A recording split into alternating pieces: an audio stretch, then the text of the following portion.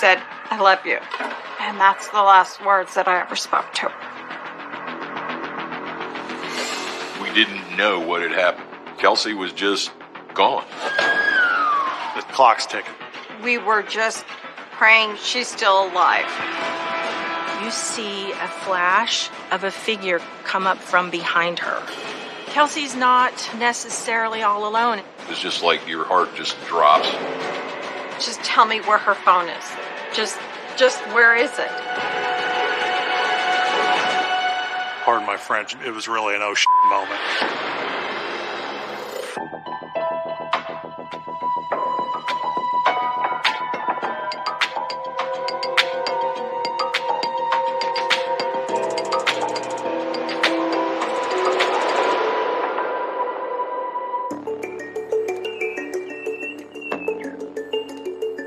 May 25th, 2007.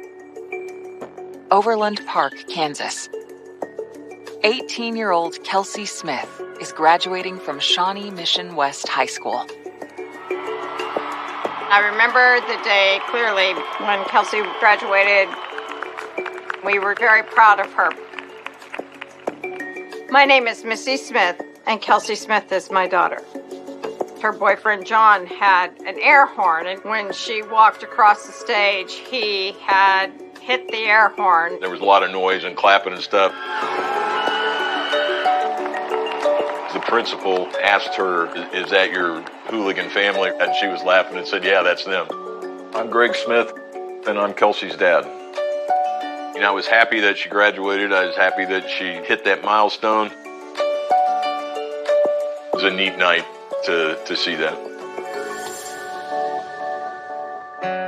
Kelsey was born May 3rd, 1989. She was our third daughter. She was very inquisitive. She got the nickname No-No because she was always into things. Kelsey was very, very outgoing, even at a young age. We had 5 kids. She was the middle child, so she went out of her way, I think, to be noticed. I met Kelsey in middle school. She was very loud, and at first I thought she was kind of bossy, but like not in a bad way. I'm Megan Lang. I'm Kelsey's best friend. We were in marching band together.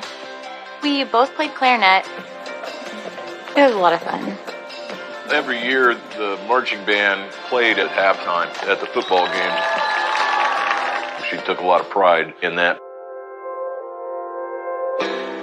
During her senior year, Kelsey's life changes when she meets her high school sweetheart, John. When she first met him, she's like, "Hey, there's this guy, and he is so cute, and he's just awesome." And I was like, "Oh, cool." John was over at our house all the time once they started dating. I mean, all the time. They went to senior prom together. We all got a limo. Kelsey had this big, beautiful yellow dress that looked just like the Disney princess Belle. And we had so much fun. After graduation, Kelsey and me were super excited to go to K-State. I had always assumed that Kelsey would go to Kansas University because John was going to KU for college. And I told my wife, "Who do you want to bet moves first? Is it going to be Kelsey or John that changes schools?" On June 2nd, a week after her high school graduation, Kelsey is excited and getting ready for a big date. She and John were going to go out that night. It was their 6-month anniversary, which I had no idea was a thing, but apparently when you're 18, it's a big deal. Kelsey said that she had to go to Target to get a gift for John before they went out that night. And while she was there, she talked to her mother, Missy, on the cell phone. It was about 7 o'clock in the evening. Kelsey had called me to ask me about the gift she was looking for John. There was this scrapbook box that she wanted to find for him because she had given him a card and his mom accidentally threw it away, not knowing that it was important to him, and it really upset him. So I was explaining to her which aisle she could find this box that she was looking for at Target. She was just in a hurry to get home because she was meeting John for dinner. And then I said to her, I said, "Bye, baby. I'll see you when I get home. I love you." And that's the last words that I ever spoke to her.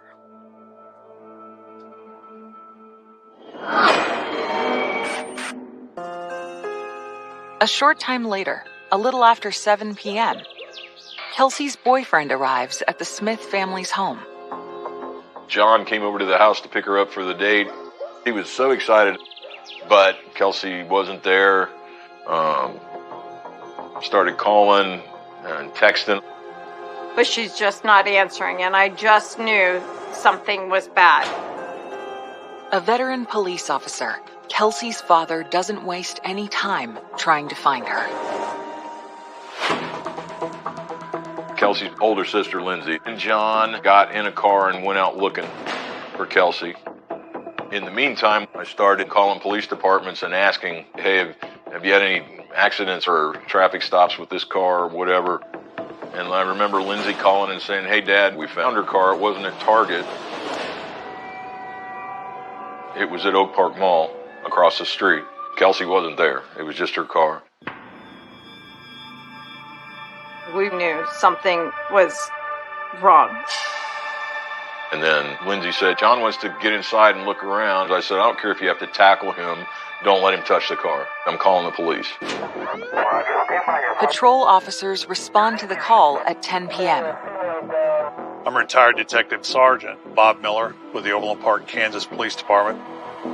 Kelsey's car was located on the opposite side of the mall, a good third of a mile from Target. The mall was closed, and it wasn't even parked in a parking stall. It was just kind of parked in a dark spot.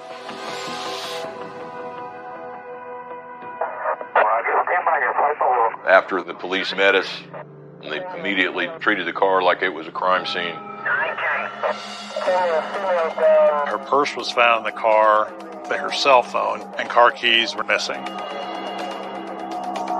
The shopping bag from Target was in there, which just adds to the strangeness and the urgency of the whole thing.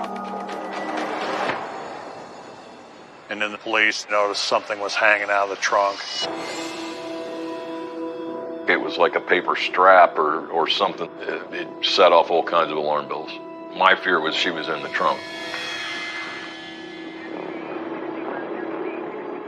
Watching them open the trunk of her car, as a mom, it's just agony.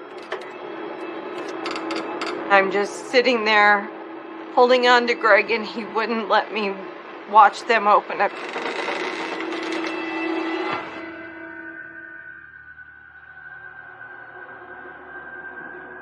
But it was empty. She wasn't in there. And then when she wasn't, you're just like, where the hell is my kid?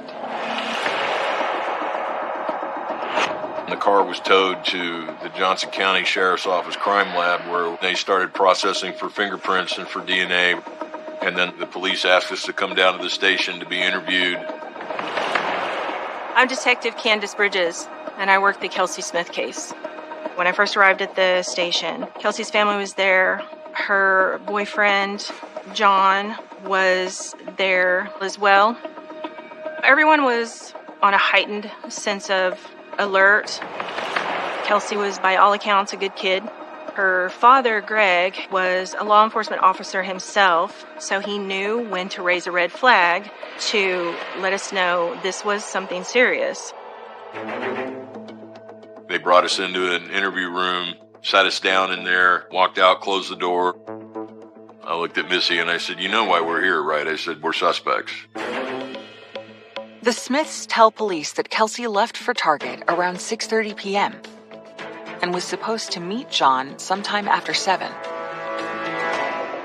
But she never showed.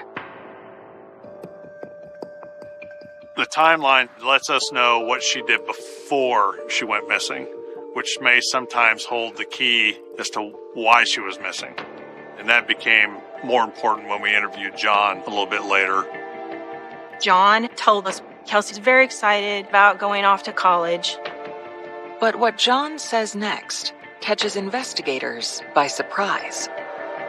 John told us they were going to split up when they went to college. That's a highly emotional situation between John and Kelsey. We asked, was she upset? Was she upset with him? At that point, we were thinking John did something to her.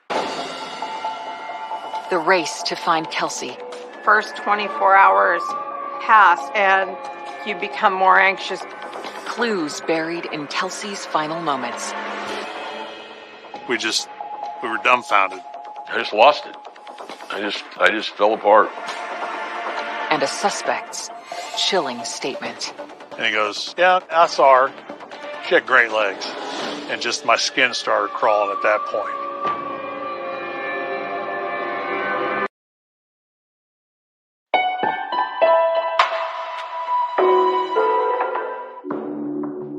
Kansas police are questioning the boyfriend of a missing teen, Kelsey Smith.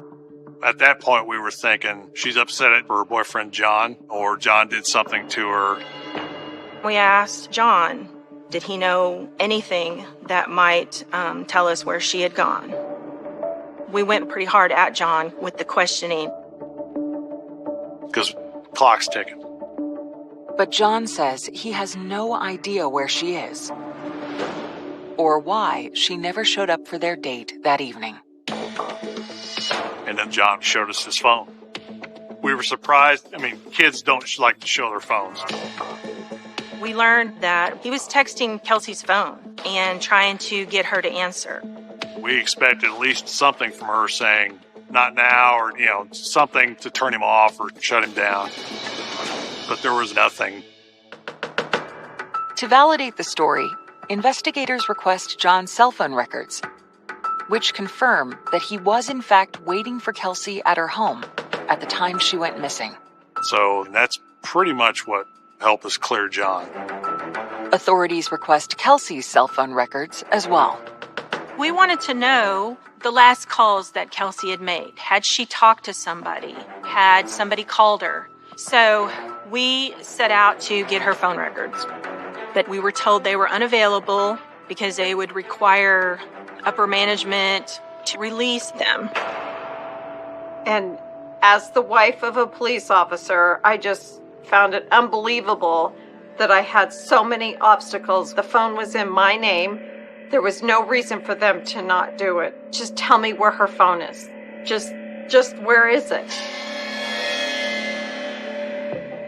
Next, detectives head to the site of Kelsey's last known location. The Target store didn't open till, 10 or 11 o'clock on Sunday the next morning. So we called Target, and they opened the store for us and let us see the CCTV footage. We're watching this video on the small computer screen. And we watched Kelsey. She parked and went inside. So now we know that Kelsey did make it to Target. She was there and she was safe and going about her business, doing her shopping. We see Kelsey walk around the store, collect the items that she was purchasing. She was on the phone with her mom. She talks to Missy for just a few more seconds, hangs up the phone. She pays for her items, and we see Kelsey exit the store.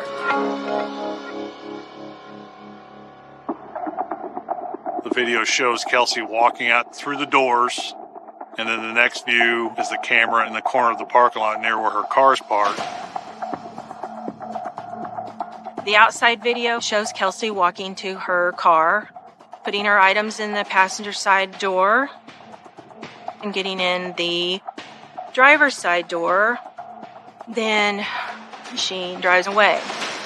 And that's the last time you see the car. Everything looked normal, just business as usual. But investigators can't rule out something more sinister. We couldn't say for sure that we had a missing person taken against their will, or if we just had a young lady who wasn't ready to be found yet. Will this fleeting glimpse of Kelsey offer any clues to help find her? We went on with the investigation because we had a girl to find. At the time, the family had already started searching the neighborhood.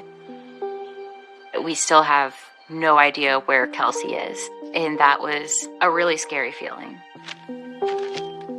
That first day, we all took out flyers and hung them around businesses, going door to door and searching. Hundreds of volunteers will set out again today, passing out flyers looking for Kelsey. I kind of just went on autopilot. I was also mostly running on energy drinks and no sleep, and it was a mess. While the search for Kelsey continues, detectives are busy following up on their next lead. The next morning, when the Macy's store opened, we obtained their video footage of the parking lot where Kelsey's car had been found late the previous evening.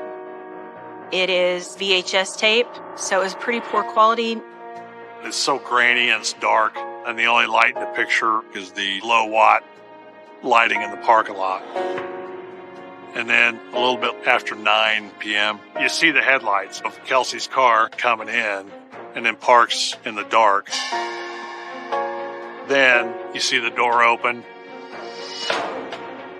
a figure that you can't exactly make out gets out of the car and walks away. We could tell that it wasn't Kelsey that got out of that car and walked off camera. You could just see the way they walked. It wasn't the gait of a teenage girl. Investigators believe the figure is male. So that was a surprise to us. We were dumbfounded.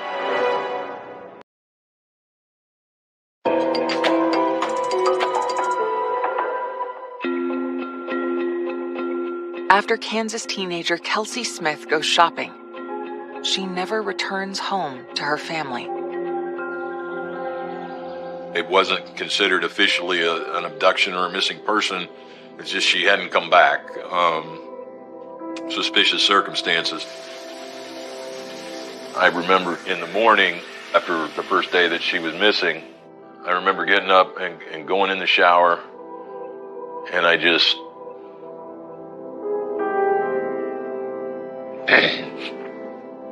lost it. I just fell apart.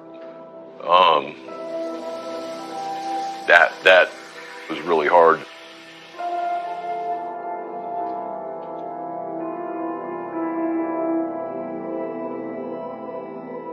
It wasn't readily apparent what had happened to Kelsey.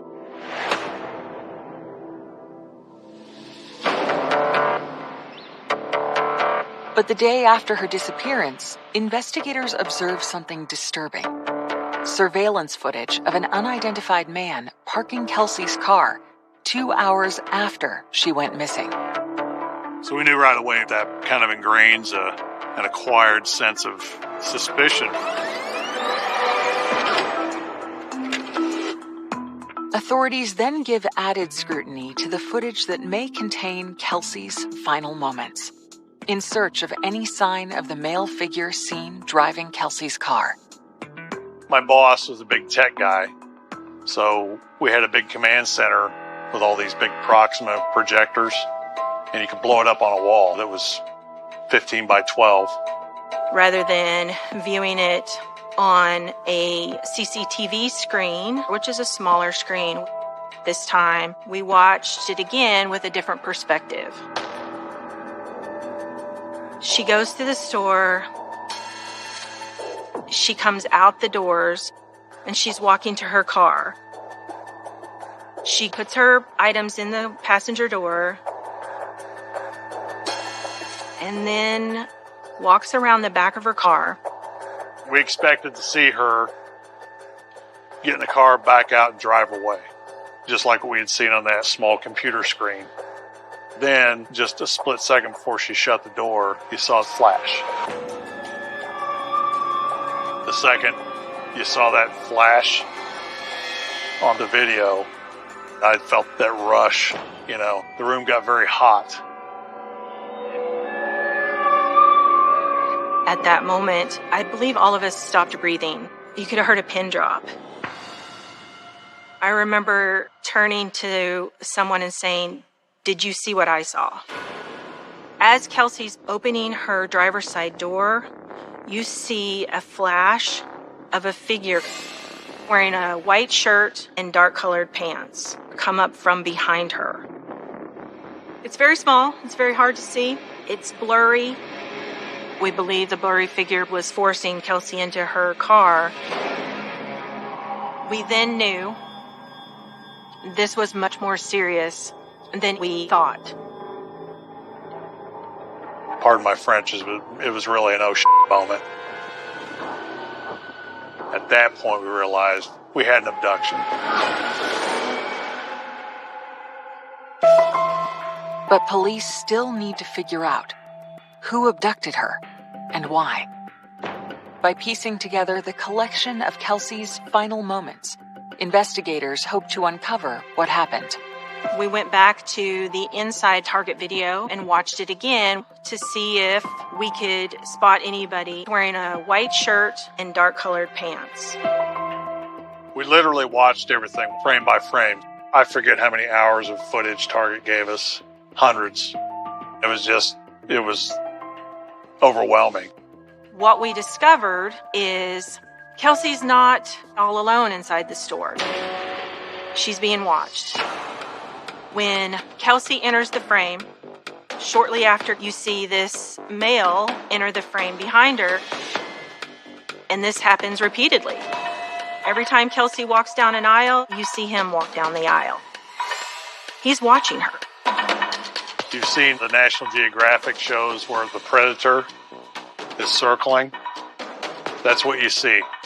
You see the suspect looking, and he walks past the aisle where Kelsey's at, and he locks. I mean, his head snaps, and he locks.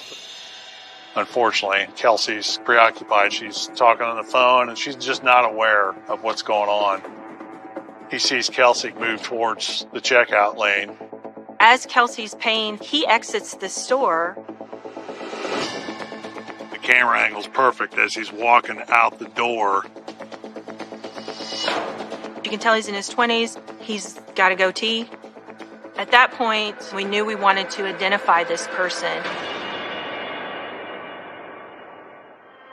I remember Greg and I going to the command center and them showing us the footage. Once the video actually revealed that it was a kidnapping, it was just like your heart just drops. The only thing that was really going through my mind was, he knows where my child is.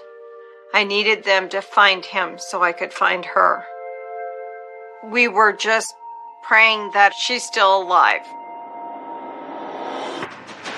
An officer, racked by guilt, vows to make amends. I was only 600 feet away when she was kidnapped. And Andy thinks that he should have been able to stop it. He's hundreds of yards away. Critical clues across state lines. Captain Fredrickson said, "You need to brace yourself." I was shocked, and I think all of us were kind of panicked at that point. Leading to an explosive encounter with their prime suspect. He was livid. And that's when he screamed in my face. He said, "This is all you got?"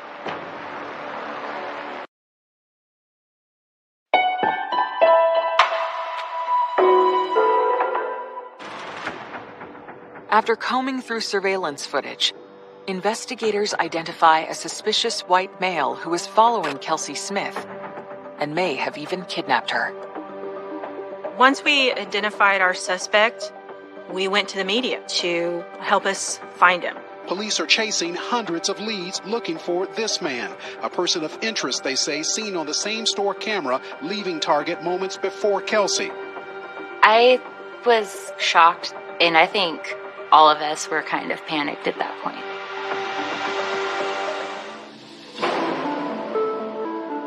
As Kelsey's story quickly becomes national news, one local in the community is working hard to help find her.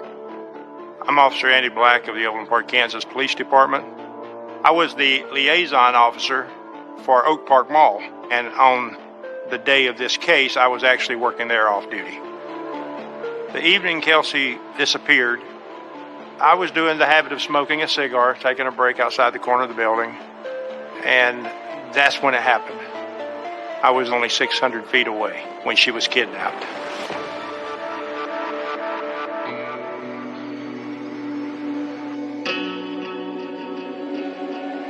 And, Andy thinks that he should have been able to stop it. He's hundreds of yards away. Nobody anywhere expects him to see what's going on and be able to intervene. But, to this day, I think he still blames himself. It weighs heavy on me. I just wish we would have caught him. Plagued by guilt and determined to find Kelsey, Officer Black volunteers to work the tip line.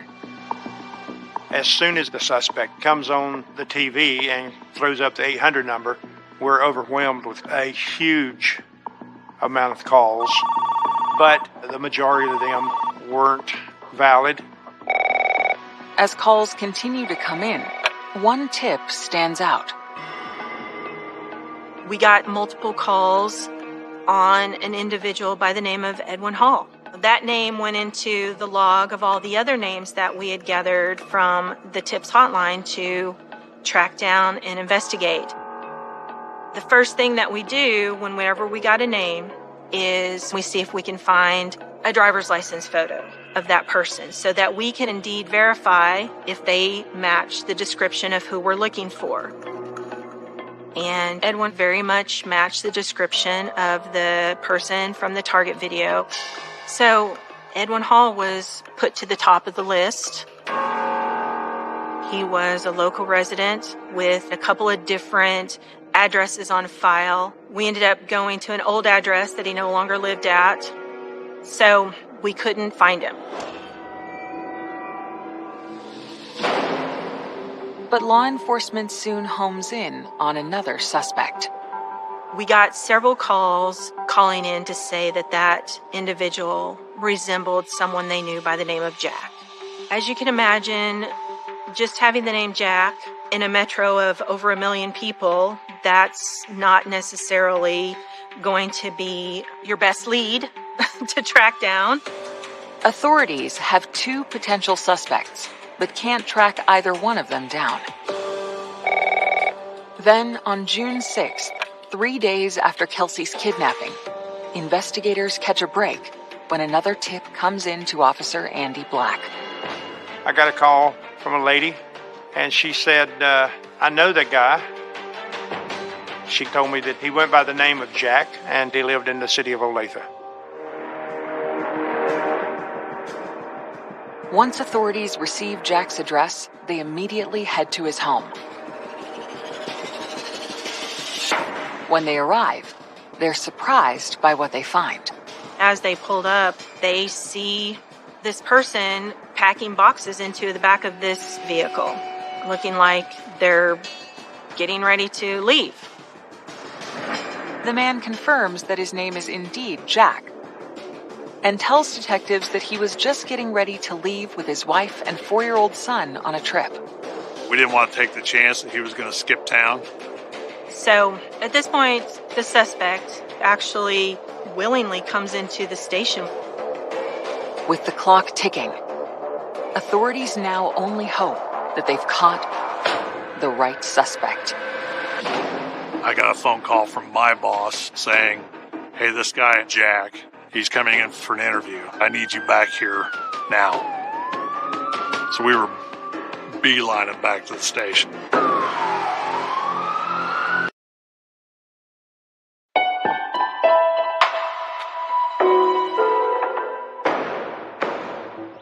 Four days after the abduction of Kansas teenager Kelsey Smith, authorities track down a 26-year-old suspect named Jack.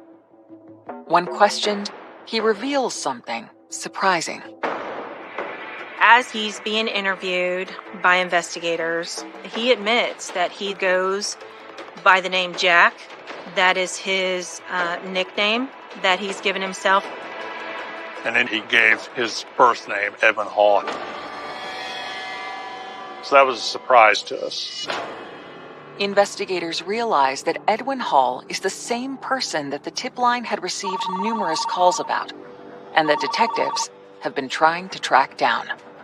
It all started falling into place as to this was our person that we were looking for. And then that's when they started with some very pointed questions. Detective Miller shows Edwin a picture of Kelsey in order to gauge his reaction. Edwin denied ever seeing Kelsey, but then we showed him the surveillance footage, and at that time he says he's the guy on the video. While Edwin acknowledges going to the store, he insists he's never seen Kelsey. So he offered up DNA, fingerprints, anything he could do to help eliminate himself, which was quite surprising. And the county took those fingerprint cards and his DNA swabs. Despite Hall's willingness to provide evidence, Detective Miller persists. We went back in, and I basically just put her picture on the table. It was the picture of Kelsey inside Target. And I mentioned to Edwin, I said, so you never saw her? Very attractive young lady, you know. I'd give her a second look, you know, so I kind of went locker room talk with him, and he bit. And he goes, oh yeah, okay, I saw her. She had great legs. And just my skin started crawling at that point. He claimed he noticed Kelsey, thought she was pretty, and watched her, but then also claimed he left and never saw her again, doesn't know what happened to her. And I said, now you're saying you saw her. Why didn't you tell us that before? But a smug Edwin refuses to answer. In order to charge him, Detective Miller needs more evidence. I knew he was lying, but he was going to be let go. In the meantime, investigators catch an unexpected break when a waitress calls the tip line, saying she recognized the man's picture on the news. She called the police and said, that's the guy. That's the guy that was bothering me in the restaurant.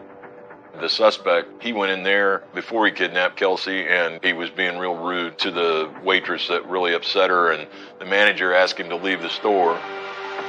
Then the man leaves without paying his bill. And he did like a dine and dash. Upon hearing the news, Detective Miller immediately notifies his suspect. I told Edwin, we're holding on to you. We're gonna book you for the theft. And so they took him downstairs where he was being booked. And Edwin was literally in custody and laughing at us. He said, this is all you got? This is ridiculous. I'll be out in 48 hours.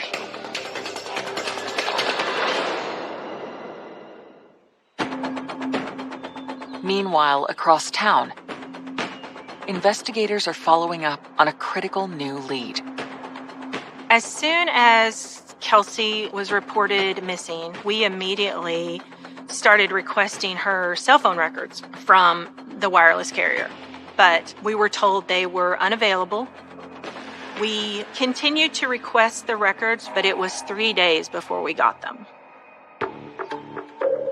Once we did finally get her cell phone records, what we saw was the texts that John was sending to Kelsey's phone the evening she went missing. Those texts pinged off of the cell phone towers and proved to be a road map. We tracked Kelsey's cell phone pings down the highway in Kansas and into the Missouri side of the metro area.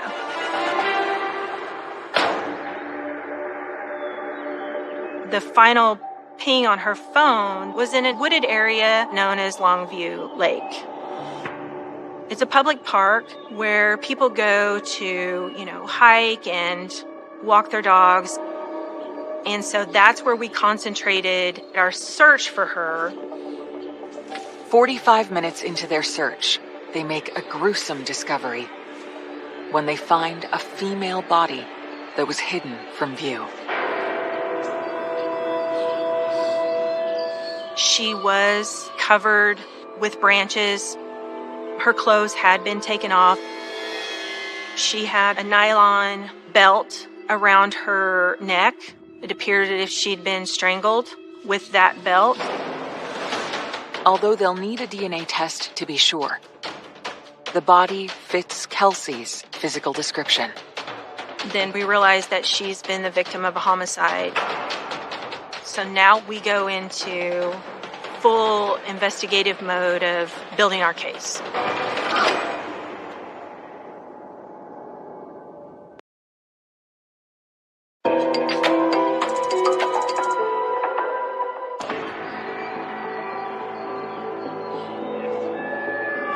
Investigators have just discovered the body of a young woman, matching the description of missing teen Kelsey Smith. The Overland Park police then alert Kelsey's family. We got a phone call that day on June 6th about 2 o'clock in the afternoon that said, hey, we need to come talk to you guys from the police. And I said, okay. So we met him out in the driveway as soon as they got to the house. Captain Fredrickson said, you need to brace yourself. They told us that they'd recovered Kelsey and that she was dead.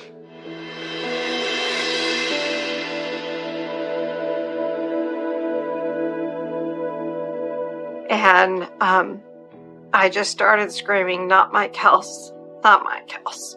But it was my Kels.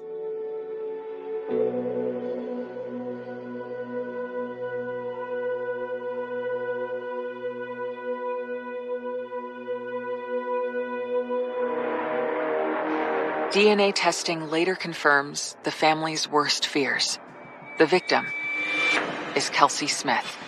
Once we realized that she's been the victim of a homicide, we knew that we had a very viable suspect in Edwin Hall, who was being interviewed by investigators at the same time. Shortly after getting the news that Kelsey's body has been discovered, the lab sends Detective Miller some pressing new evidence. When Edwin was on his way out to the county jail for the theft, I had to run down to the car and stop him. They matched his thumbprint on the back of the driver's seatbelt buckle in Kelsey's car. I let Edwin know that he was now going to be charged with kidnapping and murder. And that's when he screamed in my face. He was livid.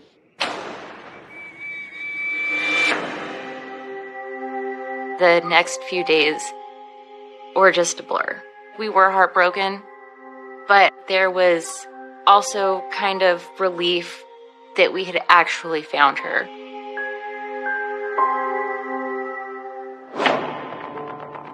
After Edwin is arrested, the examination of Kelsey's body revealed that she had been sexually assaulted. They ruled the cause of death as being by strangulation. Edwin was charged with murder in the first degree. He was also charged with rape and sodomy. It wasn't until a year and a half later that we go to trial. Edwin decides to plead guilty to the charges in order to avoid the death penalty. As part of the plea, Hall agrees to answer some lingering questions. It was a long time coming for the family to learn what happened to Kelsey during her last moments that night.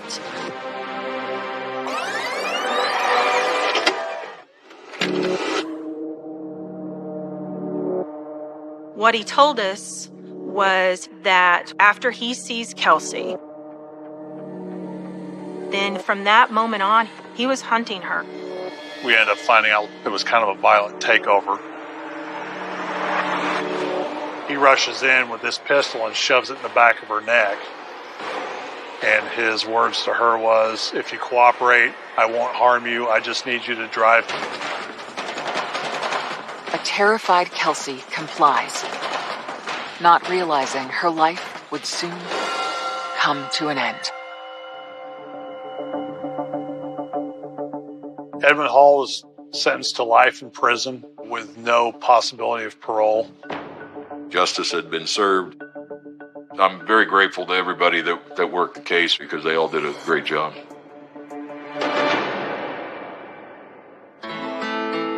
With the murder case behind him, Greg will forever cherish the time he spent with his daughter just hours before she disappeared. June 2nd, 2007 started out as a fantastic day. I had all the kids and we went to a festival every year called Old Shawnee Days. So we spent the day there riding the rides. Kelsey had convinced us to get on the Ferris wheel, and her sister Lindsay's like screaming and covering her face. Kelsey would turn around and look at me and just laugh. And so we had a great time. And so that was the last trip. That was the last time we were all together before she was killed.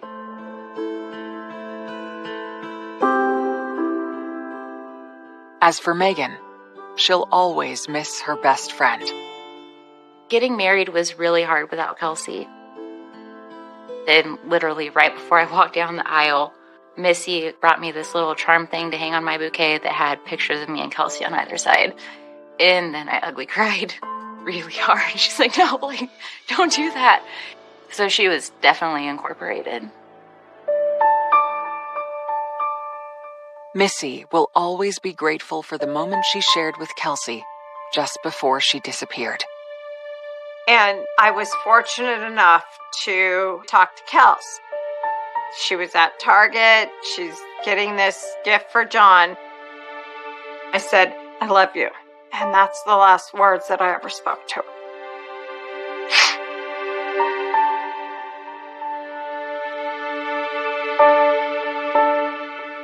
Sometimes I just wish I could talk to her.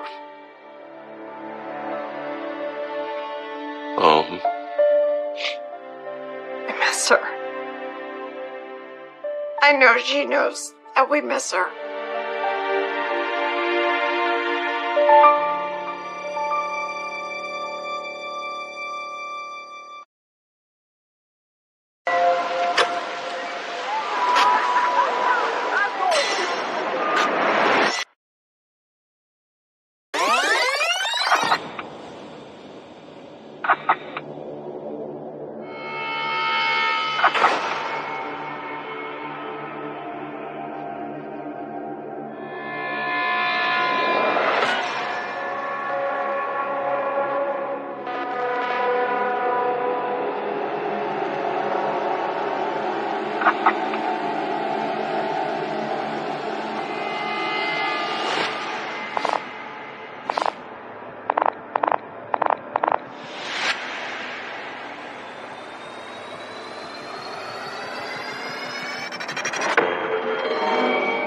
When they showed the story on the news, I started screaming. I had to literally get up and walk away from the television. He was the brother I didn't have but always wanted, and I didn't have him for long enough. It's very rare, obviously, to get surveillance footage of an actual murder. They don't get any money. They didn't gain anything out of what they did. It was just senseless. The trail became cold, and we were desperate for a lead. Investigators wanted to dust the counter for prints, but everybody that comes in there could touch that counter. The culprits are either going to mess up, or somebody gets in trouble and wants a deal to help.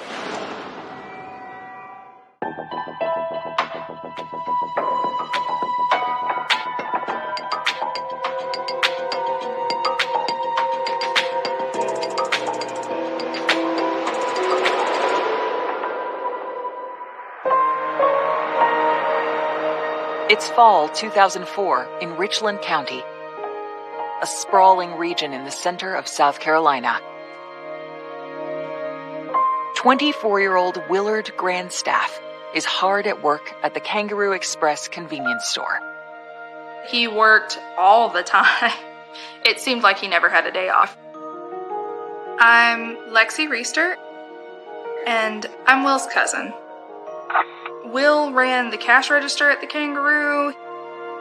He cleaned and front-faced the shelves. He would stock the coolers. He would count the safe down and make sure the drawers were whatever their drawers were supposed to be. When Will did anything, he always did it wholeheartedly. He was a little bit of a workaholic. He never complained about the store, and he never complained about going into work. It's like the store became a friend to him. My mom and my dad were managers, and they ended up training Will. The only thing I can ever remember is Will at the Kangaroo. He worked at the Kangaroo literally his whole adult life. When Willard isn't working, he enjoys spending time with his close-knit family. There's about a 16-year age difference. He was just out of high school when I was turning 3. So I remember doing the little sister bugging him thing. Will and I lived with my parents and my aunt, Will's mom. Will's mother is one of the sweetest women ever. She practically raised me. I called her Mama Sue for the longest time. She's still my Mama Sue at heart. At a young age, Sue began overcoming adversity when she was diagnosed with a severe hearing disability. From the time I was a very young girl, I always felt isolated because of the fact that I couldn't hear. So I taught myself how to read. Disability was not well known until I turned 18. In April of 1980, Sue's world gets a new addition when she welcomes her first child, Willard. He was born at 11:57 a.m. on April 6th, which was Easter Sunday, 1980. We were close-knit. He was funny. He was always the child that anytime I said no, he couldn't do this, couldn't do that, I went ahead and did it anyway. He was very sweet, a very friendly, mostly introverted person.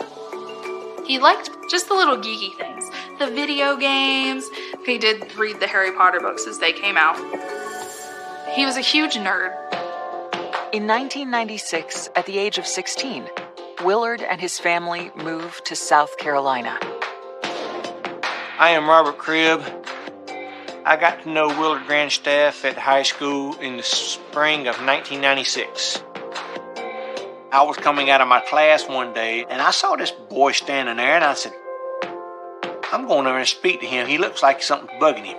So I walked up to him, and he said, Hi, I'm Willard Grandstaff. Can I have lunch with you? That's how we became good friends, and we became inseparable. As the friendship evolves, Robert comes to Willard's defense. Just before the bell rang for us to go into the class, me and Will were standing there talking, and a bully just come up to him and just shove him. Well, I went to the nearest assistant principal, and I told him, I said, he needs to stop. The bullying continues, so Willard finds solace in his favorite pastime. He loved martial arts. Him and I would get together, and he would show me different martial arts moves that he knew. Him and I would study our martial arts. He'd have gone toe-to-toe with anybody that threatened us. He was very protective, so if you mattered to him, he would definitely protect you at all costs. During his senior year, Willard begins working at the Kangaroo Express. He took pride in the store. He made a lot of friends. He knew a lot of the customers that came in during the 11 to 7 shift. He took pride in knowing some of the customers by name. Oh, he loved it. I would go in there and help him stack the totes up outside, and then we'd sit in a chair and carry on conversation all night long. While working at the gas station, Willard dreams about what the future holds. He was waiting for the winter session of the community college to start. He was going to sign up. When he got paid, he would put money aside to save for his tuition. He wanted to go to Midlands Tech and become a computer engineer. Will had plans to better himself. One evening in late September, Willard prepares for his standard overnight shift at the Kangaroo Express.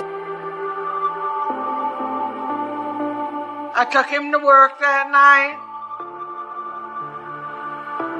Will never did like to drive. I didn't mind driving him to work. I guess that's a happy memory that I can hang on to.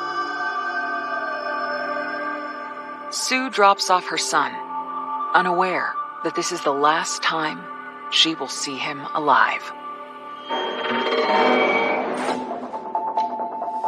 I'm Investigator Brian Metz from the Richland County Sheriff's Office. Just after midnight, the morning of September the 28th, 2004, two ladies had stopped to get gas at the Kangaroo Station on Garners Ferry Road. And they found the clerk on the floor.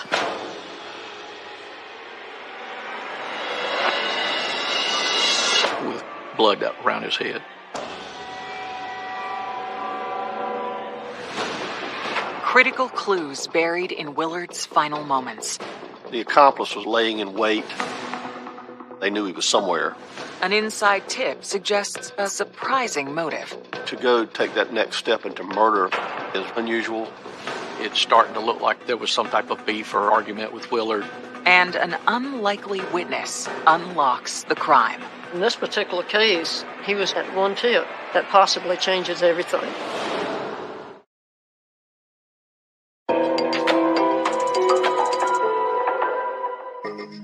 On September 27th, 2004, while 24-year-old Willard Grandstaff prepared for work, he spoke to his best friend in one of his final moments.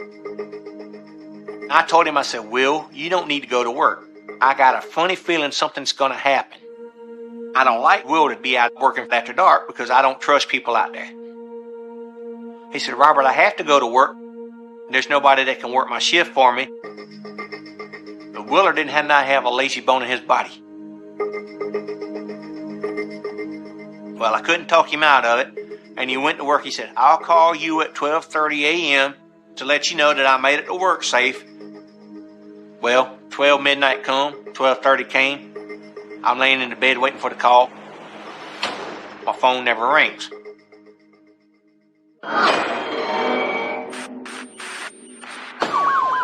While Cribb waited to hear from Willard, Richland County Sheriff's officers responded to the 911 call from the Kangaroo Express. I'm J. Stan Smith, Deputy Chief of the Richland County Sheriff's Department's Criminal Investigative Division. The individuals were obviously in a state of shock, what they had seen when they arrived at the store. But they immediately called 911, and we had EMS summoned to the scene, looked for signs of life. But the individual had passed away. Crime scene investigators became involved at that point. The sergeant on duty briefed myself and spoke to the two people who had reported it. After that, we began the investigation. So when we go inside, we see the clerk on the floor in front of the counter and blood around his head and what appeared to be a gunshot wound to his head. A wound like that looks like it's pretty close up. You know, we're talking point blank. There could be a lot of explanations for that. Maybe somebody was mad at him. Did somebody have a big beef with him or hatred for him?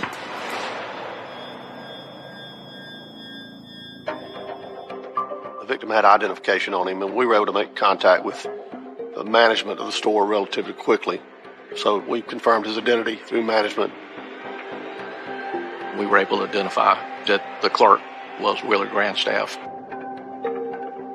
Willard's uncle was manager at the store, and he assisted us while we were there. It's never good to have a person as young as Willard die. It's never easy on a family when something like this happens.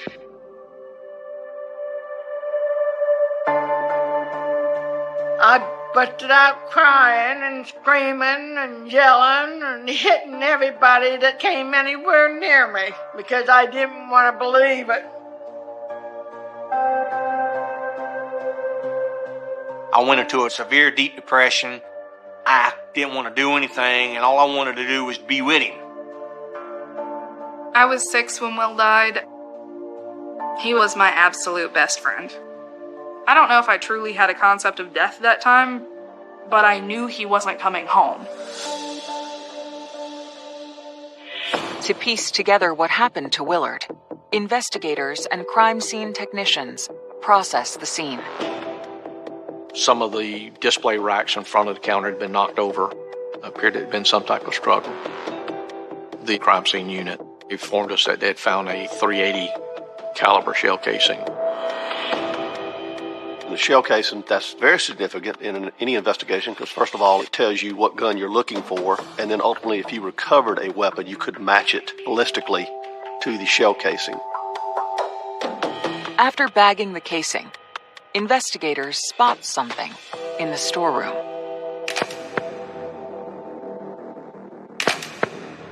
It's very rare to get surveillance footage of an actual murder. A convenience store would be a good opportunity where you do have surveillance video to show thefts and things of that nature. In this particular instance, there was video, and so the efforts were made to collect and secure the surveillance video, hoping that it would shed light on the identities of the perpetrators.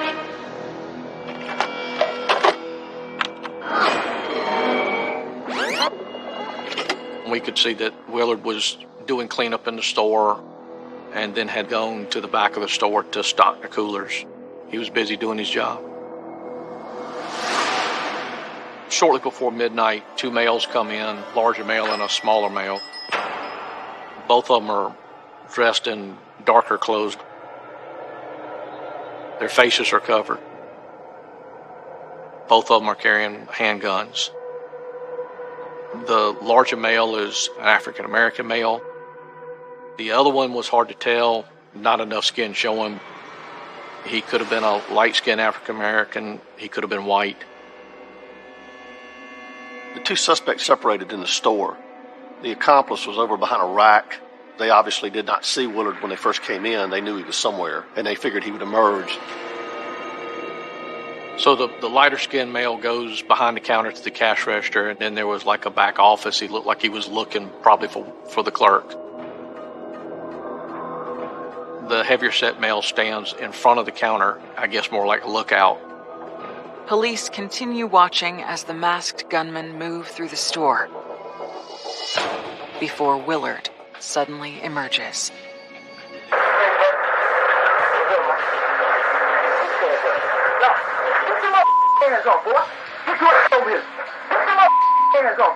Willard seemed to be pretty calm.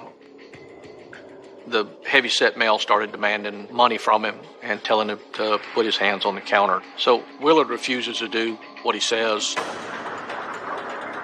and gets struck by the heavier-set male. The other male then comes from behind the counter, jumps over the counter, and basically falls, knocking over some things. And then Willard is able to get back to his feet.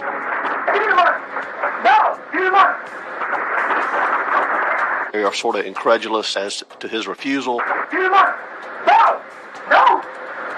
You heard me, no! And that's when the shooter takes a look out the front door.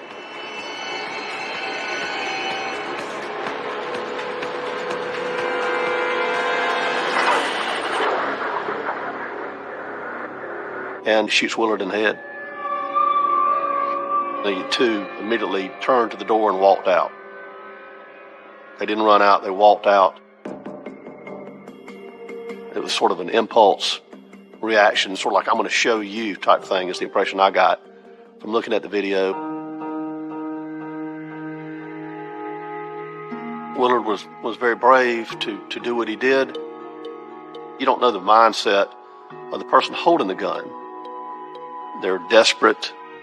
They're unpredictable. Willard was a true innocent victim. He was minding his own business. He had a job. He was trying to contribute to society. He didn't deserve to have this happen to him.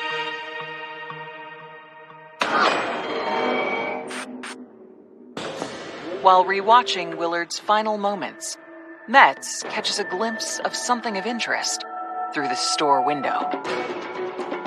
Shortly after they leave, you can see an older model pickup ride through the front parking lot right past the front door. We thought that might not be coincidence.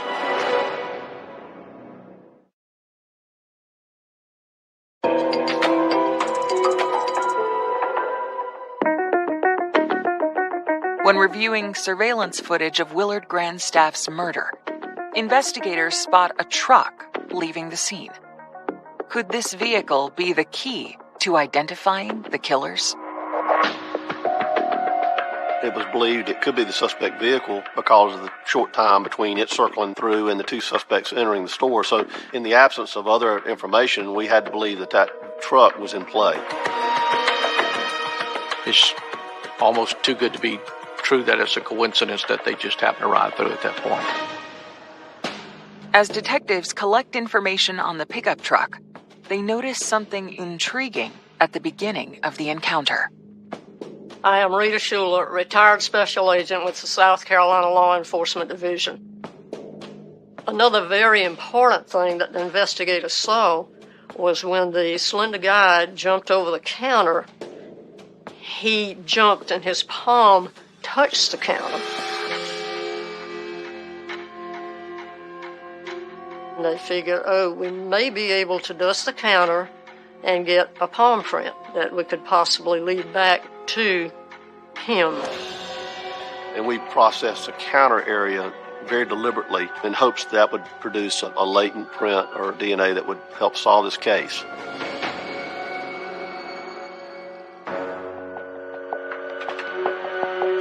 While awaiting results from forensics, something about this crime isn't sitting right with investigator Metz.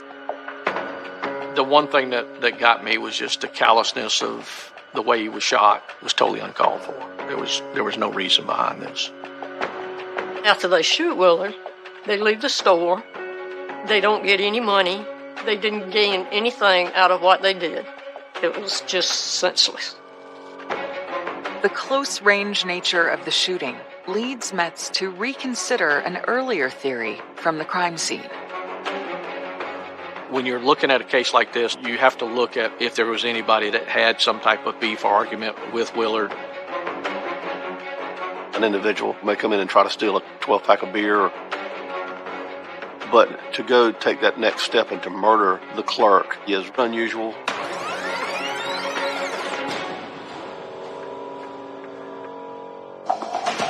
Investigators question Willard's co-workers and find out a surprising piece of information. When we looked at possible suspects, we learned from management that Willard had thwarted a previous attempt to steal money out of the register.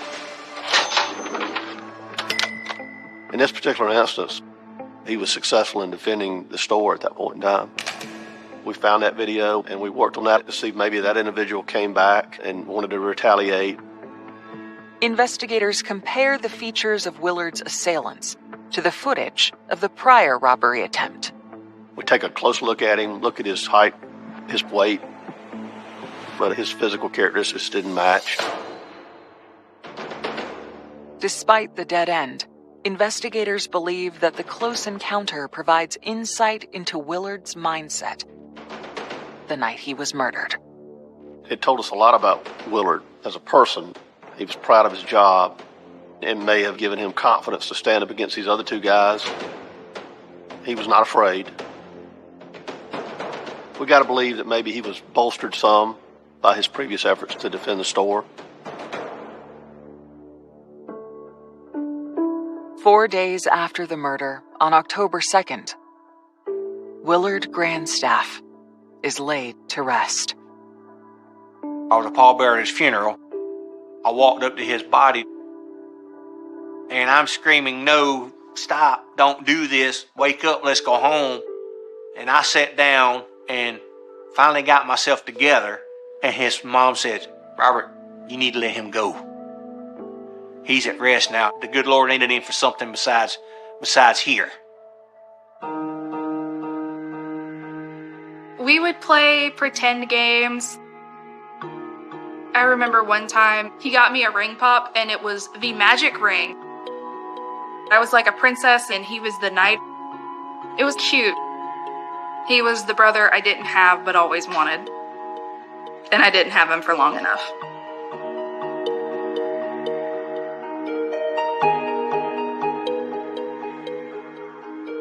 I think everybody remembers him in their own way. Me, I like to remember him as an infant in my arms and that I helped him grow up. The only thing I could tell the police was to get this son of a bitches. In the weeks after the murder, the case is at a standstill. We just were basically stymied in the early part of this investigation. When you have a case like this where your investigation has really turned cold kind of quickly, you're just desperately looking for similar crimes, trends involving maybe a weapon of the same caliber, things of that nature. Unfortunately, we have a lot of convenience store robberies. Anybody that we learned about that's committing violent armed robberies and shooting people would have been subjects of interest in this investigation. We had to look at everything. Investigators then get a call with a promising tip. Another agency gave us a lead on some people that were committing some other burglaries in the area at the time. Shamik and Prince. The Half brothers were on the radar because they had been in the South during that time period. Investigators reach out to all police agencies in the area, gathering as much information about their new lead. They definitely had violent things in their criminal histories. They're buying and selling guns, and they could have possibly been in the area. There are two people we're going to have to look at.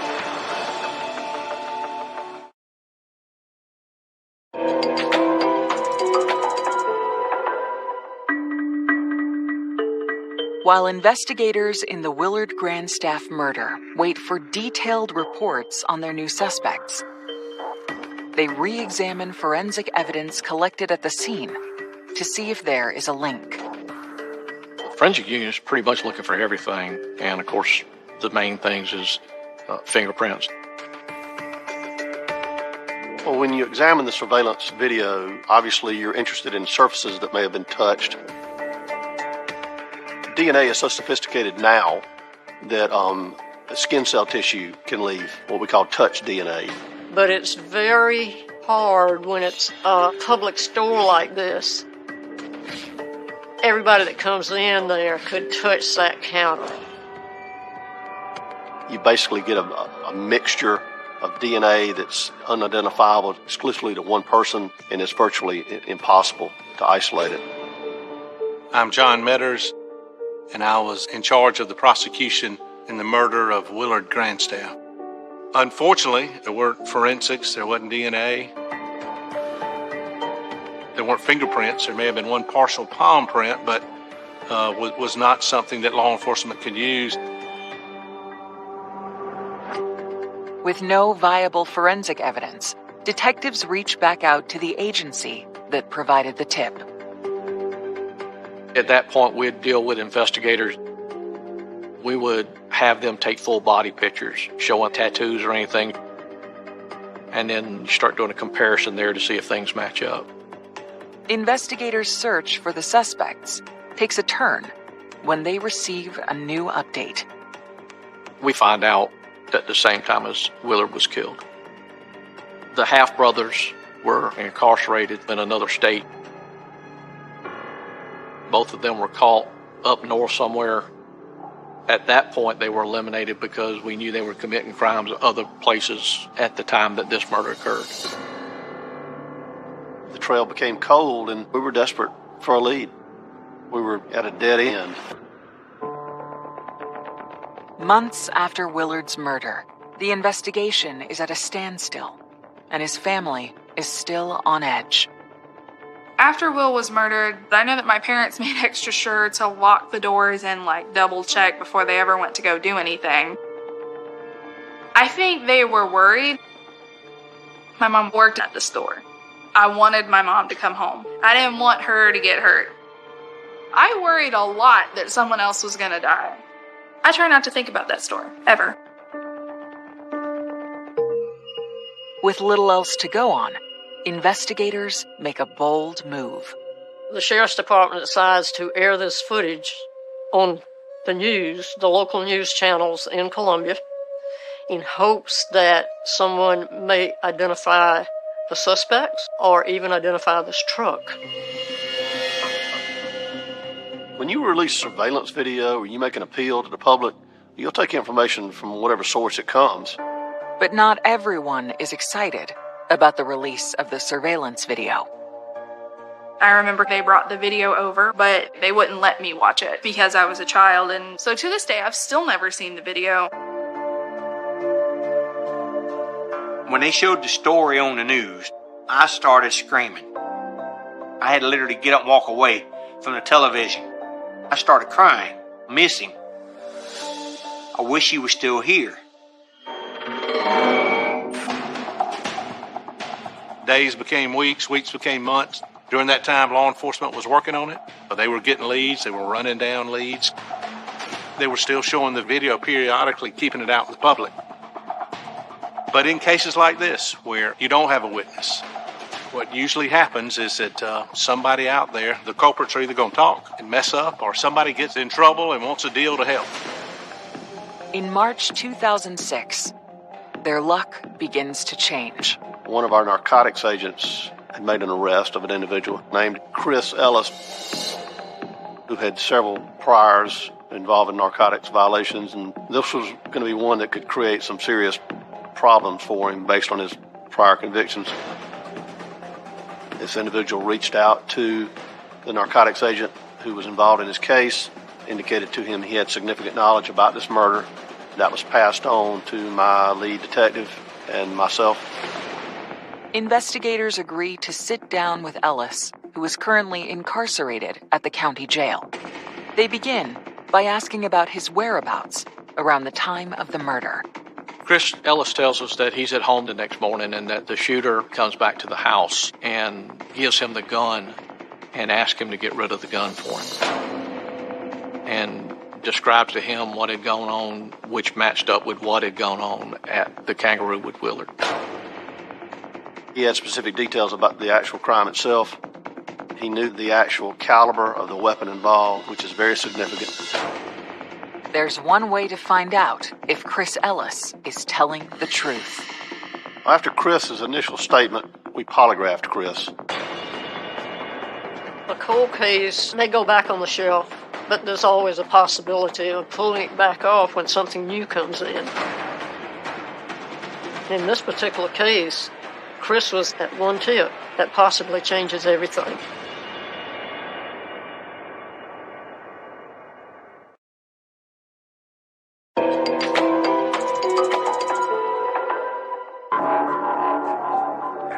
Investigators in the Willard Grandstaff murder case are trying to determine if a prison informant named Chris Ellis is lying.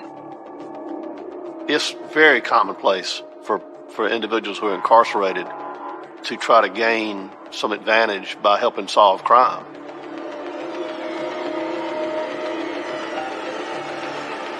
But Chris Ellis failed a polygraph. And what he was lying to us about was who was the heavier set accomplice. Well, after he failed a polygraph, he came clean about the involvement of his cousin, Lamont Ellis. According to Chris, his cousin was the accomplice to the shooter. Chris Ellis did not want to implicate his cousin, Lamont Ellis. That was the most significant mistruth that he had initially. Once we got through that, we were able to verify what he was telling us. What helped make him credible in my mind was that he was telling on a family member, which is not easy to do. Investigators push for the identity of the killer. Jaime Marrero is who Chris Ellis identified as the shooter. When we started checking into Jaime Marrero, we realized he had a violent history. He had been involved in another shooting, homicide, several years back where he was actually shot. Things are falling into place like none of the other leads had. Investigators compare Jaime Marrero and Lamont Ellis to the masked gunman in the surveillance video. The video was able to show their body height, structure, and type, and it did match. It was a key piece of evidence, without question. Jaime matches up to the smaller guy, and Lamont definitely matches up with the larger male. The two individuals matched the physical description of the two suspects to a T.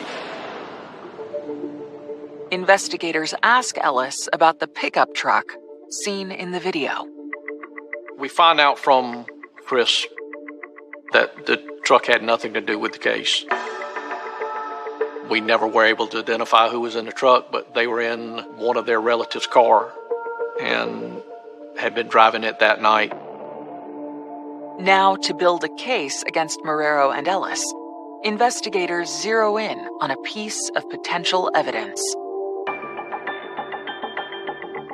According to Chris Ellis, Jaime Marrero came to his house, asked him to get rid of the gun. Chris told me that he had thrown the gun in a pond in the lower part of the county in a rural area. He had some connection in that pond because of a relative living close by. I went to the pond with law enforcement and Richland County divers. I learned ponds are some of the toughest thing to dive for because you can't see. We searched that pond for days, but were not able to recover it. Desperate for more evidence, investigators attempt to leverage their best asset. When you have a crime like this, with a lack of forensic evidence or ballistics, and you've got somebody that's giving you a tip that's acquainted with the suspects, a pretext phone call is an investigative technique that is often used.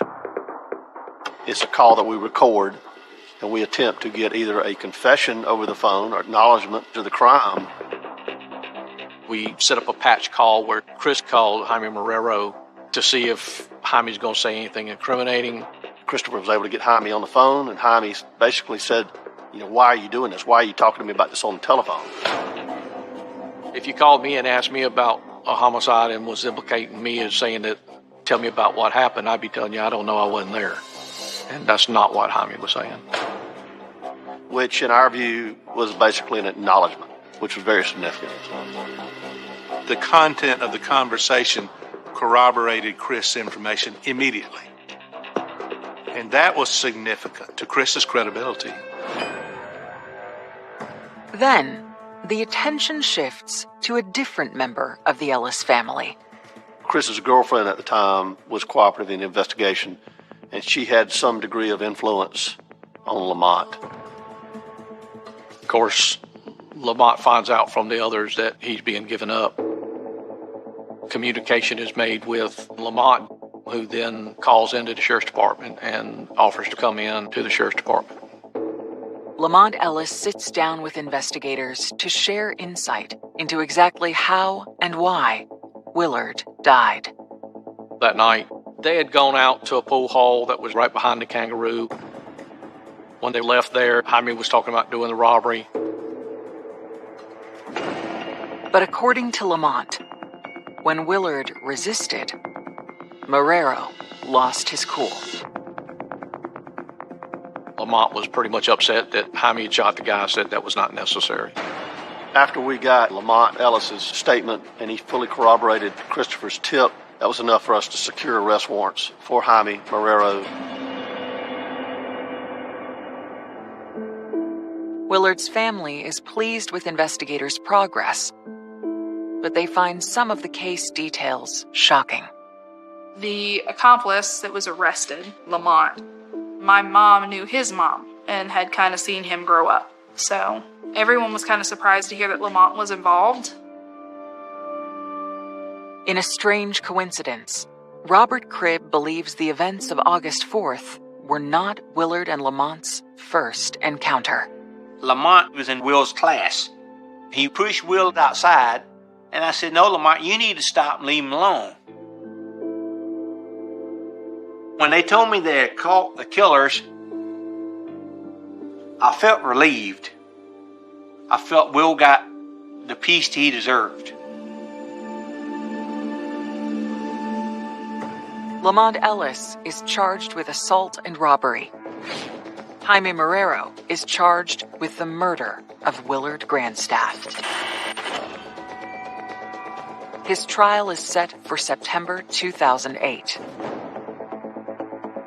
This was a murder. This was a cold-blooded murder, and he needed to be convicted of that.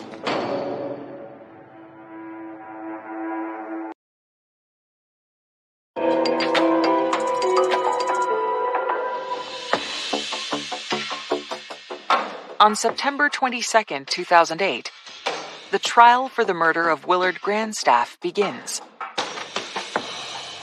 But there's a problem. I've been doing this a long time, and I love what I do. I love doing this job. But this case was not an easy case.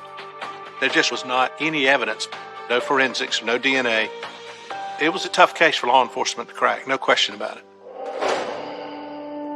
Without something directly linking him to the murder, prosecutors fear Marrero will walk. We don't stop the investigation when the arrest takes place. We obviously wanted to build as strong a case as possible. One of the other significant parts of the investigation post-arrest were some jailhouse phone calls. One of those calls, Mr. Jaime Marrero was talking to his girlfriend, and as a result of that, law enforcement went and talked to her.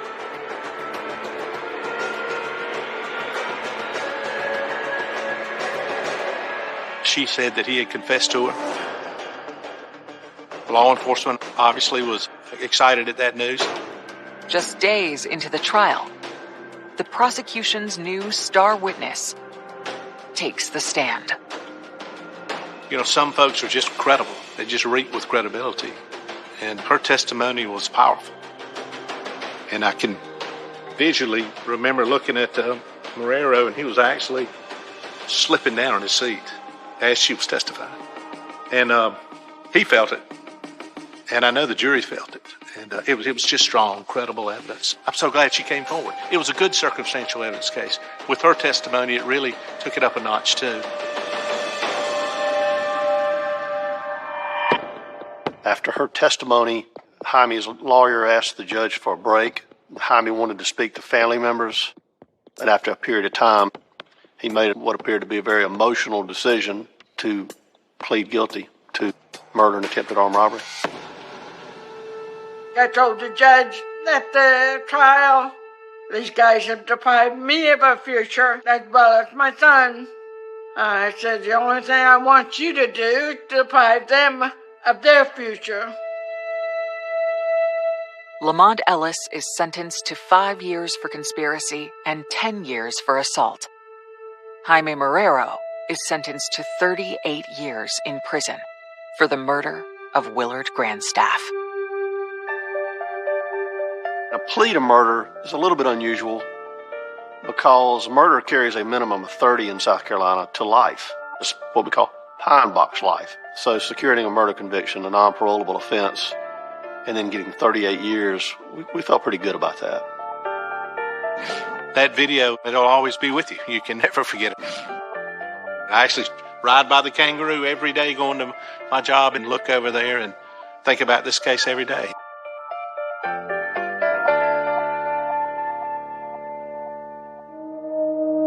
Willard's family remember the young man who in his final moments gave his life to protect the place that he loved. He showed love to everybody that came in contact with him. I've always been proud of my son. Everything he's done, everything that he wanted to accomplish, but didn't have a chance to. Yeah, I've always been proud of him for wanting to be something. But one regret that I have is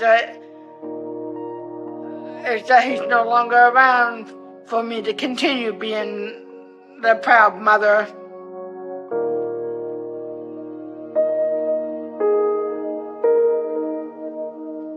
I love you.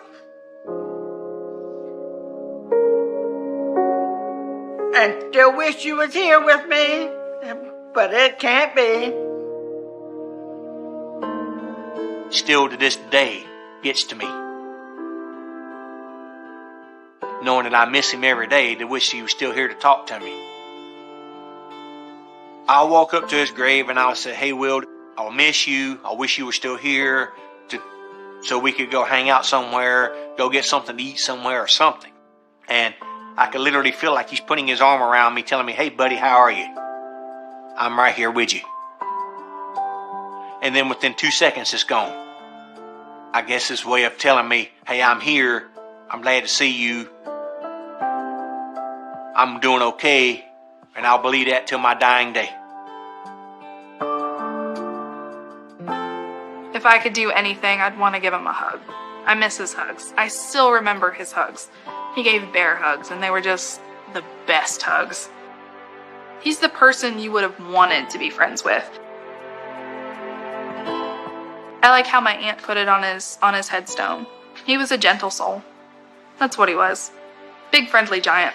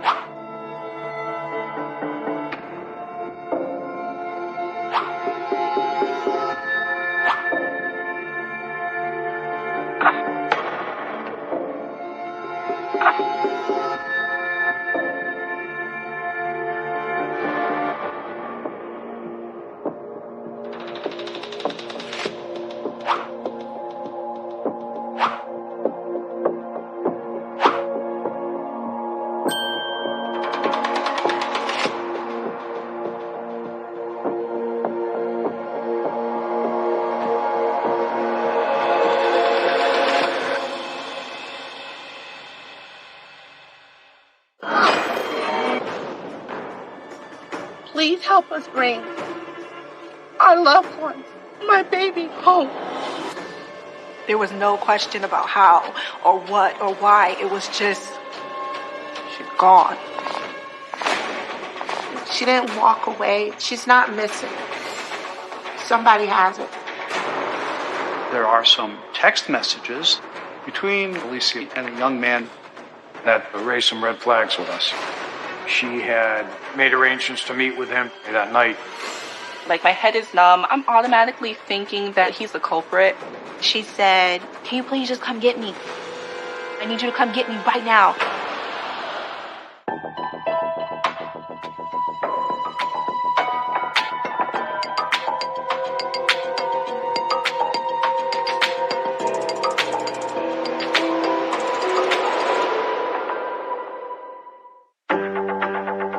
Spring 2013 in Willimantic, a former mill town in Connecticut. 20-year-old Alicia Wiley is preparing for her sophomore year finals at Eastern Connecticut State University, where she is thriving. Alicia adapting to college life was great. My name is Shaharis Landell. I am Alicia's older sister. She loved being on her own. She didn't have anybody to answer to. I mean, she enjoyed her freedom. She had a perfect balance of her academics and her campus life. My name is Sade Burke, and I'm a close friend of Alicia Wiley. She was someone who came off very sassy, and she was very fashionable. So you would think that someone like that is stuck up. But I remember her saying, "Hey, Sade, you're not going to say hi?" And that was the first time we ever had like a conversation because we never spoke before then. Alicia was born on November 24th, 1992. And according to her mother, she was headstrong from the start. Alicia was determined to come into this world. And when I was 8 months pregnant, Alicia finally decided she couldn't wait no more. She was so tiny, like she fit in the palm of my hand. We used to call her Lily because her sister really couldn't say Alicia. She will always say Alili. The third daughter of single mother Karina Martin, Alicia forms a tight bond with Shaharez, her older sister. Alicia was the type that would, if she saw me liking something, she would try it out. We fought over clothes because she, I don't want to give her a bad name, but she was a bit of a klepto at one point. We love fashion. We love dressing up. And that's something that we bonded on, glamming up. But we were there for each other. We were close. Growing up, life isn't easy. But Karina instills in her daughters the drive to overcome adversity. Education was so important because she was a single mom. Making sure that we were able to stand on our own was a huge thing for her. She was just like, you have to have an education. I didn't go to college, but you're going to go to college. Alicia's drive was unstoppable. I was in awe of it. Alicia's hard work pays off with a presidential scholarship to Eastern Connecticut State University. It covers tuition, room, and board. We were ecstatic for her to be a young Black woman and see that people were recognizing her for the content of her character and her exceptional mind, you know. That's huge. That's huge. But on the night of Saturday, April 20th, Alicia's best friend, Sade, is concerned when Alicia never shows to meet in her dorm room as they had planned. We initially started texting, I want to say around 11. She's telling me that she's walking, she's coming to me, she needs a drink. We were just going to hang out. I was waiting for like a text or a call or something that she was coming, and I got nothing. Then I called her twice, and I got no response to that either. But briefly for that moment, I let it go. I'm like, okay, next week it's gonna come, and she has to go to class. Monday comes, she's not there. Not in class, anything. So now, I'm not gonna lie, I'm really freaking out. With her anxiety mounting, Sade decides to seek help the next morning. I approach our professor and I ask him, have you seen Alicia? He's just like, no. And he was just like, why? And I was like, well, I haven't seen her all weekend. And then he side-eyed me and he was like, is that normal behavior for her? And I was like, no. He was like, okay, well, I'm going to check to see if she's attended her other classes and then I'll get back to you. Then later that day, I get a call from campus police letting me know that she was nowhere to be found and she's been missing for a few days. My heart dropped because that's when I realized that this was no longer like me just being in my head. This was for real. Later that day, campus police reach out to authorities in Alicia's hometown of New Haven for assistance. A knock came on the door, and my stepdad said, Corey, there's a policeman here asking about Alicia. And I said, she's at school. Why are you looking for Alicia? And he says, well, I was told to do a well check. I was like, a well check? For what? She's up at school getting ready for finals. Why? And that's when they told me that Alicia had been missing. With Alicia now missing for 3 days, campus security contacts the Connecticut State Police. The case is assigned to lead investigator Sergeant Forrest Ruddy. I was contacted to assist the University Police with their missing person investigation. So a detective sergeant, a couple other detectives responded to the campus.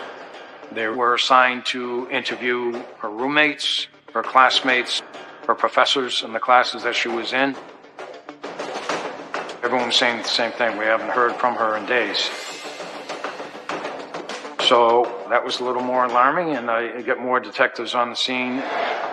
Working with university police, investigators attempt to track Alicia's movements and uncover their first clue. I'm Joseph T. Corradino, State's Attorney for the Judicial District of Fairfield. The school was able to access its various data systems, and they were able to document the last time that she was on campus.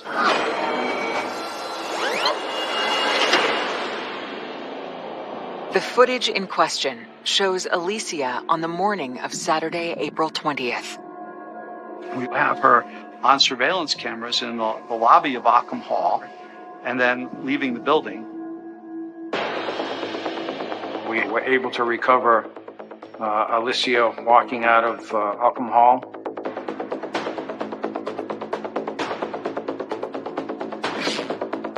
And then waiting outside, and a black Nissan Altima shows up.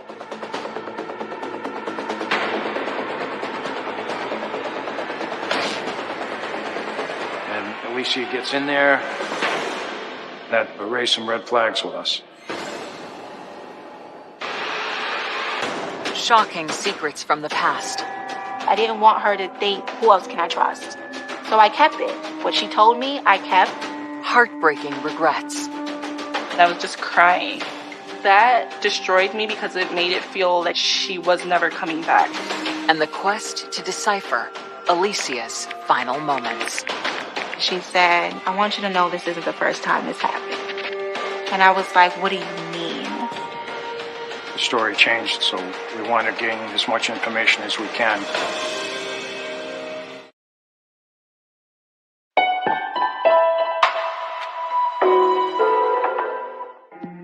Connecticut authorities are investigating the disappearance of 20-year-old college student Alicia Wiley.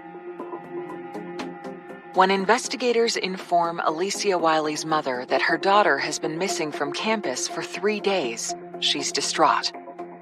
It took me about 45 minutes to convince the officer that Alicia, she's not missing. She didn't walk away from her life. She's not missing. She's not missing. Somebody has her. The last time Alicia was seen on campus was on Saturday, when surveillance footage captures her getting into an unidentified black car.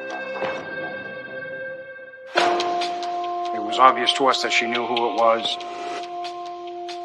At that point in the investigation, it looked like, okay, she was a willing participant in that vehicle. University Police Department detectives had been speaking with the family members. They were in contact with the last person known to be seen with Alicia. The family reveals that the person in question is her boyfriend, Jermaine Richards, and that the relationship began in high school. When she was a junior in high school, she was like, hey, I started talking to this guy. That guy was Jermaine. Alicia told me that she was walking home from school one day and he seen her and approached her in a car. That's how they met. She just said that she really loved him and she did want to start a family. She described him as like the dream guy. After reviewing the footage and confirming that the vehicle belongs to Richards, investigators make arrangements to question him. Detectives had been speaking with family members, and they related to us that they were in contact with the boyfriend, Jermaine, and they asked him to respond up to the police department to assist us in our investigation, since he was the last person known to be seen with Alicia.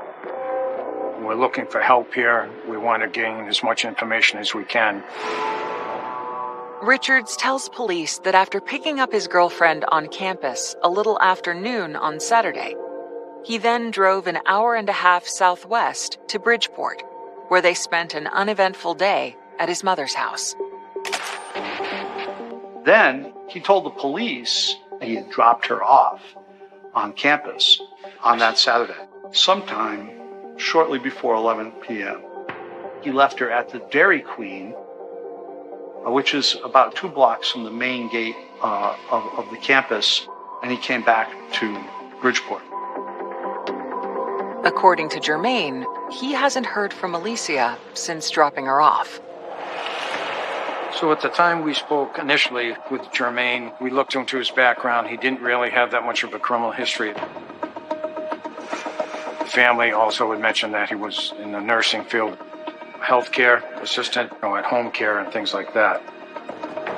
In interviewing his mother, she pretty much said that she had seen Alicia and Jermaine at her house in Bridgeport the night before.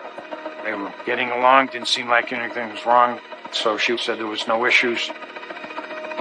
We looked into his black Altima to see if there's any evidence in there, any signs of a fight or anything broken inside the vehicle. There was nothing. To track the couple's movements on Saturday, investigators subpoena their cell phone records. While they must wait for Alicia's, they immediately gain access to Jermaine's. Cell site data is limited. We don't get an exact GPS location. We simply get a range in which the phone may have been. After he left her at the Dairy Queen, he gets on the telephone. His cell phone was on the towers up in Willimantic at 11 p.m. And then there was a 45-minute phone conversation with another friend. He's on the telephone almost all the way back to Bridgeport. So his phone is making contact with cell towers over the entire distance from Willimantic back to Bridgeport. That's a distance of about 75 miles. It seems Richard's story checks out. Jermaine Richards said he had dropped her off on campus. So the police set up a cordon around the campus to interview any person that came into that cordon and ask them if they had been out the previous Saturday night. Over 300 people were interviewed. But no one claims to have seen her. Investigators broaden their search from the college campus and find something disturbing nearby. My name is Daniel Tepfer. I'm a reporter for the Connecticut Post newspaper. Just kind of an odd population in Willimantic. Just down the street from the school, there was kind of a rooming house, drug addicts and people with psychological problems. So there was always that question about maybe somebody in that town could have done something to Alicia. If, in fact, he did drop her off there, some random sex offender could have grabbed onto her, thrown her in a car, and then taken off.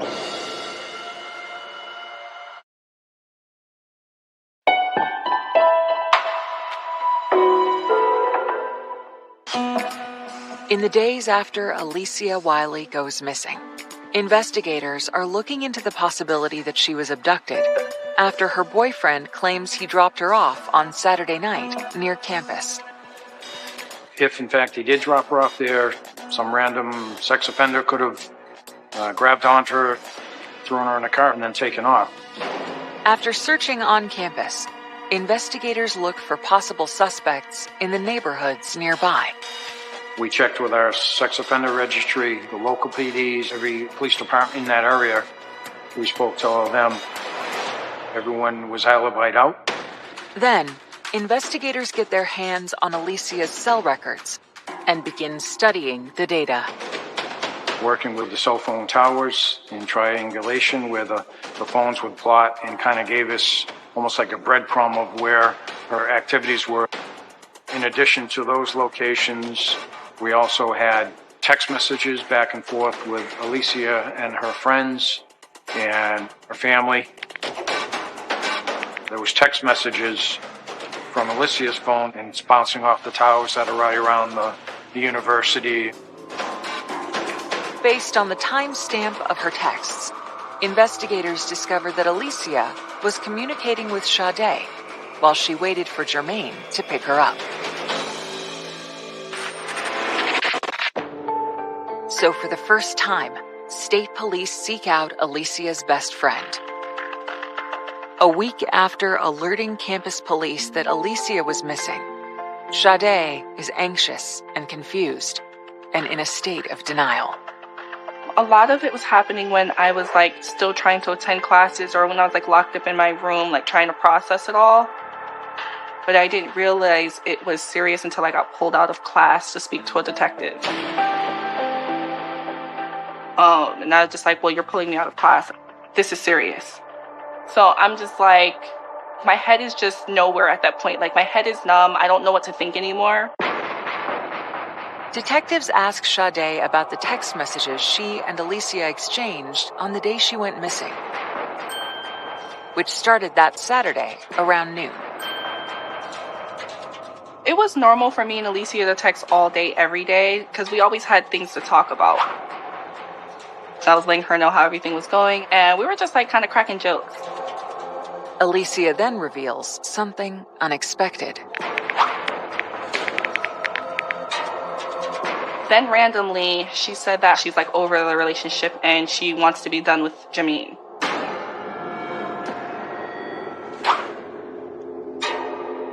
The text wasn't odd to me, because I feel I knew Alicia was going to break up with Jermaine soon. I just didn't know when. What caught my surprise was not the fact that she actually was breaking up with him, just that she did it sooner than I expected. According to Sade, once Alicia started college, her relationship with her long-term high school boyfriend began to change. As me and her became closer, and the more we hung out, and the more I started to bring her around the friends I was around, she started to meet other guys. And of course, they're more studious. They're upstanding guys. You know what I mean? They're in college. Jermaine is somewhere else. So I feel that opened her eyes a little bit more to the world. There's more to life than just Jermaine. I feel she started to have a self-realization moment. And over time, I noticed that she was more open to dating or talking to other guys. And that's what let me know, okay, Jermaine's going to be out of the picture pretty soon. I think she just said she was just over it. Her patience is just through with him.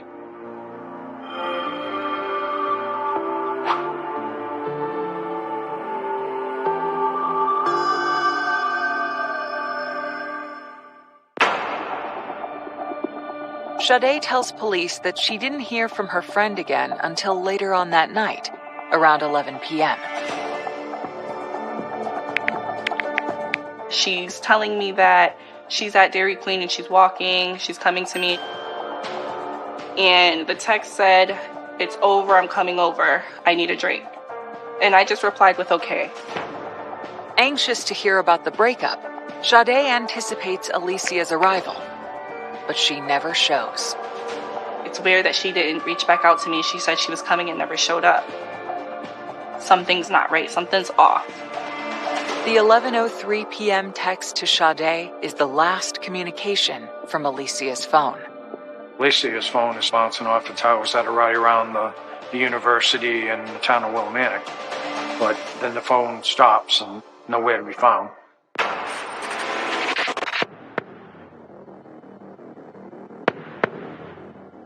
However, her phone offers another clue, a series of texts to an unknown number that begin that Saturday at 4:43 p.m. There was a former boyfriend that she was speaking with. She had made arrangements to meet with him. that night.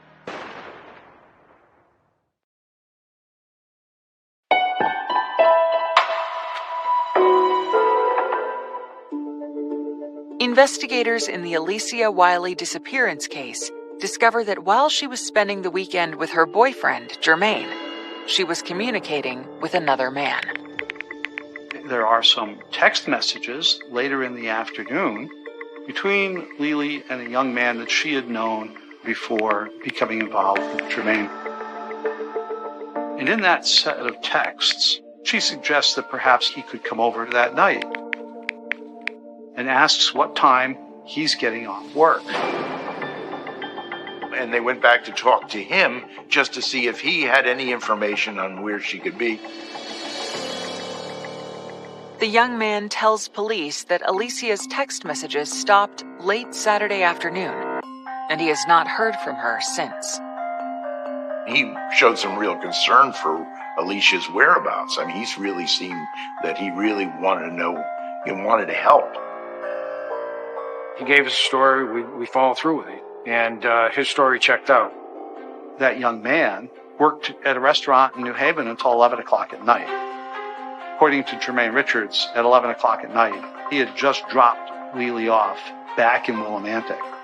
So, in effect, Jermaine himself rules that young man out as a suspect.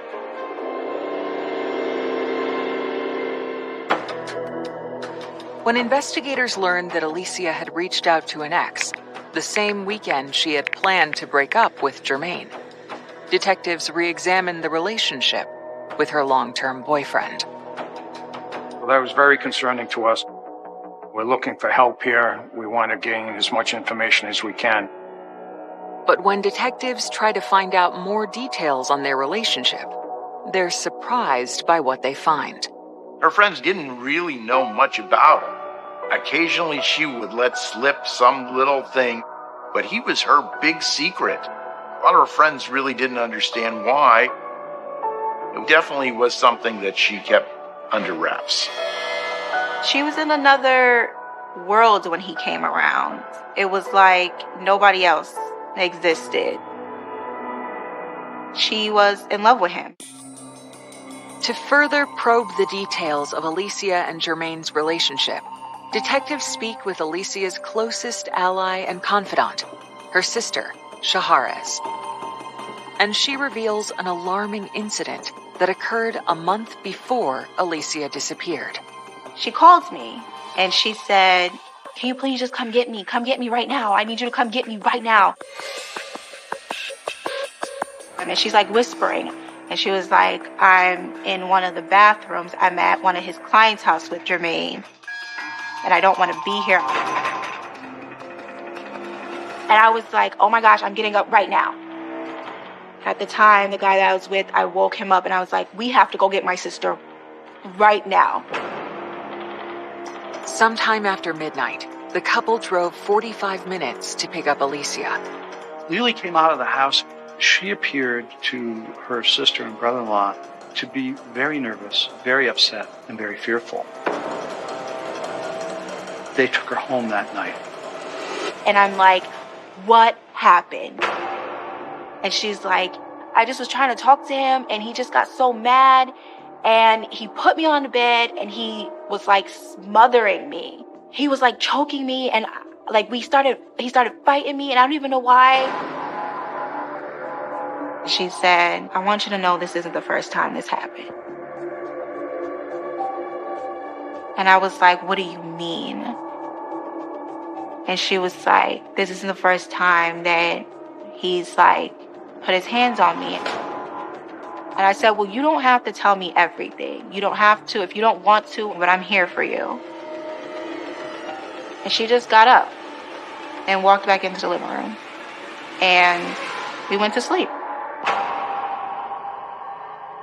Despite the encounter, Alicia had difficulty breaking the alleged cycle of abuse. There was a night that she stayed with me during that week, and we woke up, and she was gone. She came back in the house, and we were like, "Where did you go?" And she said she went to go meet with Jermaine. At that point, I was so pissed because I'm like, this guy was suffocating you, like he's trying to harm you, and I don't want you to go down this road. She didn't want to hear that. I think a lot of people remain silent when it comes to intimate partner violence and domestic violence and teen dating violence because they love the person that they're with. There's this thought that this person will change and they will make changes and it will never happen again. The violence will never happen again. And so they hang their hopes on that particular thought, that it did happen. I know it happened, but he said he's going to change. I didn't want to lose her to me running my mouth. Like, I didn't want her to think, okay, now I told her, and now she's going to go and tell everybody else, and then now I'm just going to go back to the same situation because who else can I trust? So I kept it. What she told me, I kept. Until one day, she was gone.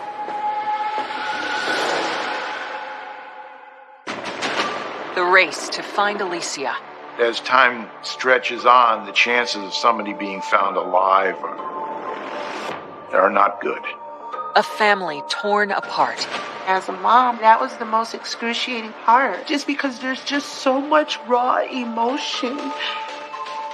And the chilling trail to Alicia's final moments. It wasn't a saw. It wasn't an axe. It was a knife. My mind went completely blank. I started to hyperventilate.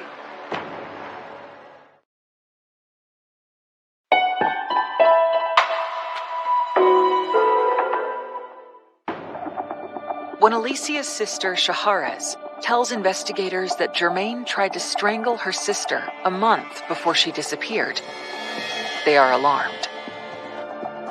And with the domestic violence, obviously the story changed, so we continued our investigation on that. Police fear that Alicia's intent to break up with Jermaine that weekend may have triggered a violent reaction. When detectives reach out to him, he refuses to come in for further questioning. So that was very concerning to us, because here we think, okay, you're the boyfriend, you should show some type of concern for her safety, assist the police, so that raised some red flags with us. Then about 2 weeks into the searches, one of the detectives that was assigned to our case said to me, Shaharez had told us she went to go and pick up Alicia, and he tried to strangle her. And as a mom, that was the most excruciating part. I wasn't aware of the whole incident with Alicia and Jermaine. Alicia never brought it up to me. It broke my heart hearing about that situation. I'm automatically thinking that Jermaine is the culprit. Maybe he took her. With no concrete evidence, police turn to the family in hopes of putting pressure on Jermaine. The family of a college student who has been missing for more than a week is reaching out to the public for help. The detectives, they asked me to talk to the media. They wanted to set up for a press conference. We were all scrambling, trying to figure out, how did we get to him? And I says, listen, I don't know what to say. And they were like, just don't specifically talk about Jermaine, but you can talk as if you're talking to him. And that's what I did. We need for anybody who knows something, and I know there's someone out here who does, to come forward. Please help us bring our loved one, my baby, home. To try and beg someone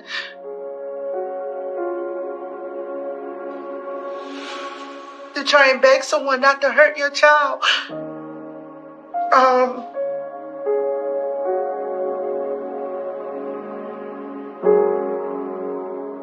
So yeah,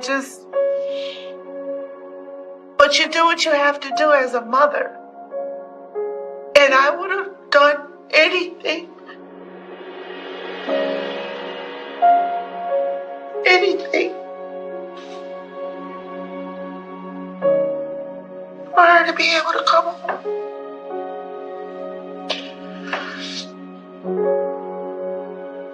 Sorry. People were out trying to find Alicia, but as time stretches on, the chances of somebody being found alive are not good. And in this case, I mean, we were going from days to weeks to months now. I was just crying. That destroyed me because it made it feel like she was never coming back. To focus their efforts to find Alicia, investigators search along the route he drove on the night she disappeared. She's last seen in Bridgeport with Jermaine Richards. And her school is in Willimantic. It's important to understand that in figuring out what happened on the night she disappeared. On May 17th, a month after Alicia went missing, a search party summons Sergeant Ruddy to a location near Bridgeport. So we get down there. It's like a cul-de-sac. We walked into the woods, observed what we had. Partial human remains. It's essentially an arm and a leg in a substantial state of decomposition. And once you realize that these are human bones, of course the question is, well, what happened to the rest of the body? A DNA test later confirms the victim is Alicia Wiley. While examining her remains, investigators draw a chilling conclusion.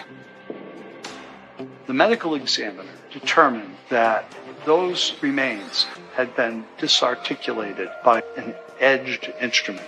It wasn't a saw, it wasn't an axe, it was a knife. That's a skill set that one who knows human anatomy would have to have. Jermaine Richards completed the course of study prescribed for a licensed practical nurse. Among the things that he needed to know was human anatomy. The area where the remains were was actually about 1.5 miles from his house. This has now gone from missing person case to horrendous murder case. Soon after the discovery, investigators make a difficult call. They told me that we're sorry to inform you, but it wasn't a body that we found. My mind went completely blank. I started to hyperventilate.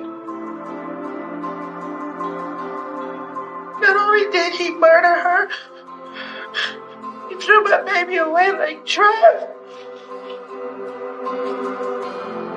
And I just remember, I just started bawling.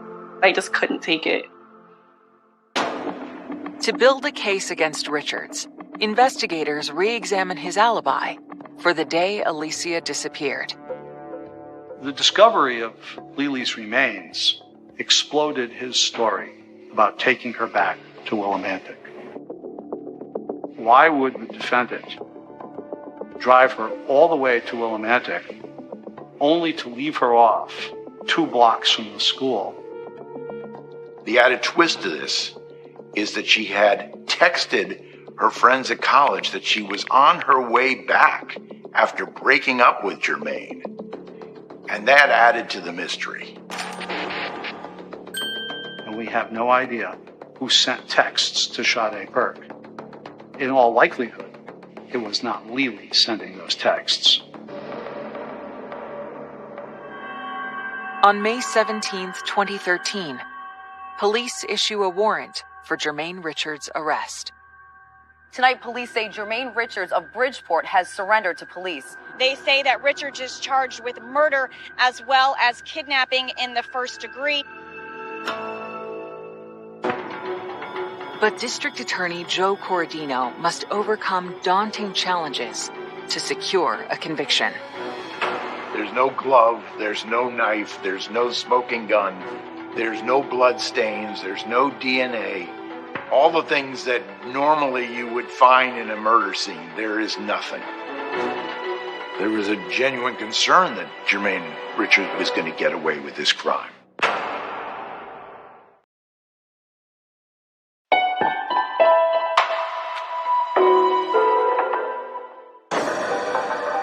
In the absence of physical evidence linking Jermaine Richards to the murder of Alicia Wiley, the prosecution zeroes in on a trial strategy. The prosecution took a completely different tack. Our focus was on the issue of domestic violence. It was important for the jury to consider what was happening in that relationship. It's not easy to leave a relationship. It's not easy to get out. When you're in it, you don't truly understand the dynamics. People forget that intimate partner violence is not just physical. It's emotional, it's psychological. But we all need to understand that the most fatal time for anyone getting out of a domestically abusive relationship is the leaving.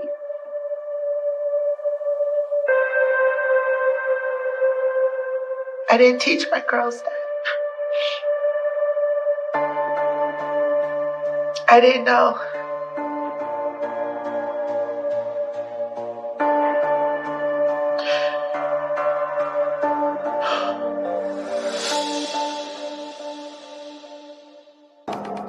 After presenting their domestic violence-driven case, the prosecution rests, and the jury announces they've reached a verdict. I remember I was sitting with Karina. We were like holding each other's hands the entire time. We were both super nervous. We didn't know what was going to happen. And then the foreman said guilty.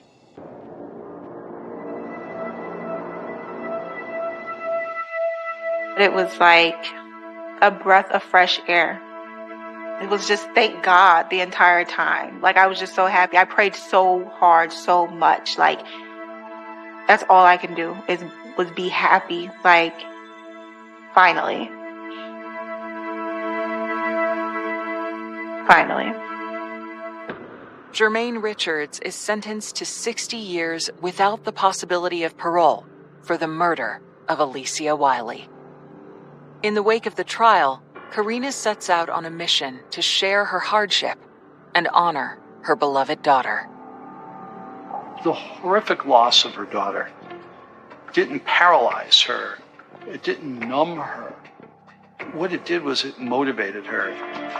We started a nonprofit organization called Mothers of Victims Equality to bring up awareness about different scenarios of domestic violence, not just on those that are going through it, but also the family members and the community as a whole. Years later, Shaharez recalls the final moments she spent with her sister, a few weeks before she was killed, and a heated exchange about Alicia's relationship with Jermaine.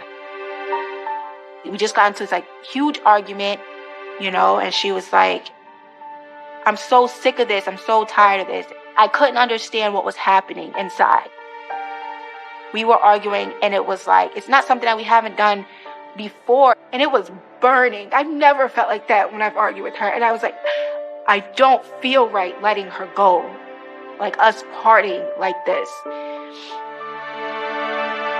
And I was like, okay, well, I'm sorry. And she was like, I'm sorry too. And we hugged. And that was like my last face-to-face with her. For Sade, she remembers the spirit that radiated through the texts Alicia sent in her final moments. She wasn't a victim. She was a person that had life. She was someone who was strong. She was someone who was trying to get out of this situation, which is why I always tell women whenever they're dating men is to make sure you love yourself first and foremost. She was driven. Like, she was doing it. She was going for the goal. And for that to just so horrifically be snatched away.